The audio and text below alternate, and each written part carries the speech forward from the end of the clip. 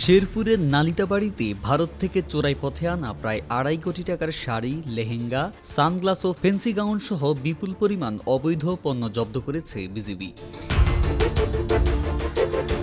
শুক্রবার বিকেলে ৩৯ বিজিবির সহকারী পরিচালক মোহাম্মদ সাইফুল ইসলাম জানান, বিজিবির টহল দল গোপন সংবাদের ভিত্তিতে শুক্রবার ভোররাতে পানিহাতা তালতলা মাঠ এলাকায় অভিযান চালায়। এ সময় চোরা কারবারিরা বিজিবির উপস্থিতি টের পেয়ে পালিয়ে যায়। তবে তাদের ফেলে যাওয়া কার্টুন ভর্তি ২০,৮৪৪ পিস সানগ্লাস, ৪১টি শাড়ি, ১০টি বড় লেহেঙ্গা, ৪টি ছোট লেহেঙ্গা, একটি ফেন্সি গাউন ও একটি ফেন্সি লেহেঙ্গা বাজেয়াপ্ত করা হয়। বিজিবি জানিয়েছে, জব্দ করা এসব পণ্যের বাজার মূল্য প্রায় ২ কোটি ৩২ লাখ টাকা।